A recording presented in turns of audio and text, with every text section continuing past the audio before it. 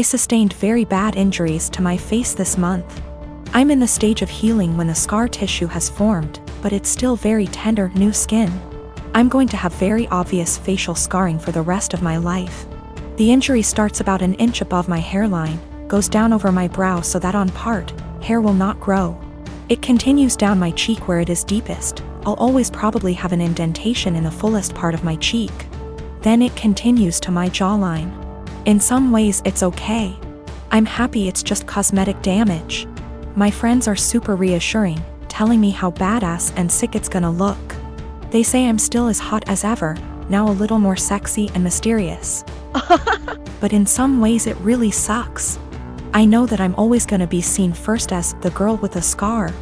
And it feels especially bad when people look at me differently. This week, I had to fly home for a family thing. It was a plan I'd made long before my injury. I wasn't really looking forward to the pity or people making a big deal of it. I'd rather it not be acknowledged. I'd also met with my dermatologist who said that I was at the stage of scar tissue formation, that I no longer should be dressing the wounds. The skin was healing and instead I needed to be applying topical cream and Vaseline to keep the site clean and moist. It also looks a bit ugly. The building scar tissue is very red and tender, and with the Vaseline over it, looks slick and shiny. So I get on this flight, I have the window seat and I put on my headphones and drift off to sleep when the plane is still boarding. I wake up to this kid, maybe 4 years old, sat next to me, throwing a tantrum. I didn't catch the first part of it and I honestly couldn't understand what he was yelling about. His father said to me, "Can you cover that injury?" I said that my dermatologist recommends I don't, so no, I don't think I will. He started snapping at me saying, "There is no need to be so rude. That injury is graphic and it's scaring my little one." I said, "This is my face. The only damn face I've got. It sucks being told I'm so ugly I can't show my goddamn face in public." He started to backtrack saying, "Just until it's healed," and I said, "It'll always be with me. Maybe teach some compassion and respect instead of telling a girl half your damn age what you think about her face. That's rude." He actually got up after that and I think went to a stewardess about a seat change because a young couple came to sit next to me on a few minutes instead. I've gotta admit I felt so low that I put on my sunglasses and had a quiet cry for a few minutes. I am 25 years old and I am getting married to my fiancé Kevin next month. My family love Kevin and Kevin loves them. However, my mom is the brutally honest type who constantly dish out her opinions and thought on what people wear, how they look, how well off they are. Mostly negative, tasteless, backhanded comments. She says she can't help it and that no one should be offended when she's just being honest. When she met Kevin, she kept making comments about him, his car, his degree, etc. With time and strict conversations I was able to get her to show some respect. But she kept annoying Kevin by constantly talking about his hairless face. His face is clean, he doesn't have a beard or mustache, which he can be very insecure about. He comes from Irish origins, so he's white, he has no facial hair, while I'm Hispanic. Mom made jokes with her husband about how unmanly it is to not be able to grow a beard or a mustache. Those comments hurt Kevin so much. I had a very stern conversation with her and she said, "Oh, I didn't realize those remarks were offending him, I was just teasing him," or, "You know me, I'm just giving my humble, honest opinion, so he shouldn't take it personal and should learn that this is how I am." She ended up sincerely apologizing to Kevin and we left it at that. As the wedding is approaching, Mom decided to give Kevin a wedding gift and also to let him know how sorry she was for her past behavior. She invited the whole family for dinner and decided it was the perfect time to hand Kevin his wedding gift. He thanked her, but she insisted that he open it right there and then and show everyone what she got him since she knew him that well already. He opened the box and found a set of shaving tools with a shaving cream. Kevin stopped for a sec and kept staring at the gift. My stepdad took it and showed everyone, then Mom and others started laughing while stepdad kept saying, "You get the joke, Kev? You get it?" And my brother running around the table laughing with everyone. Kevin got up and walked out. I was so mad I lost it on Mom asking why she did that and humiliated Kevin in front of everyone. She told me to relax, she was just messing with him, but I said she knew how he felt about this topic and demanded she apologize. But she said no since she wasn't responsible for his reaction and thought he was going to laugh along. I angrily said no apology, no wedding invitation, period, then walked out. She freaked out, tried to say we overreacted to a joke, and my brother said I was crazy to exclude mom from my wedding over something so stupid. He said Kevin should get over it since it was a joke, but I refused to send an invitation and withheld until / unless she apologizes. They think I'm unreasonable choosing this to be my hill to die on and called me disrespectful for how I treated my mom. I'd like to point out that my brother and stepdad and uncle sometimes take part in teasing Kevin. My brother, who's 31 years old, would sometimes either brag about his goatee mustache in front of Kevin or tell an indirect silly joke about this topic, which would irritate Kevin and just spoil any family gathering we have. But mom is the one who started this whole campaign, and I've already had conversations with her about it. I am a 24 years old female. I am the product of my mom having an affair.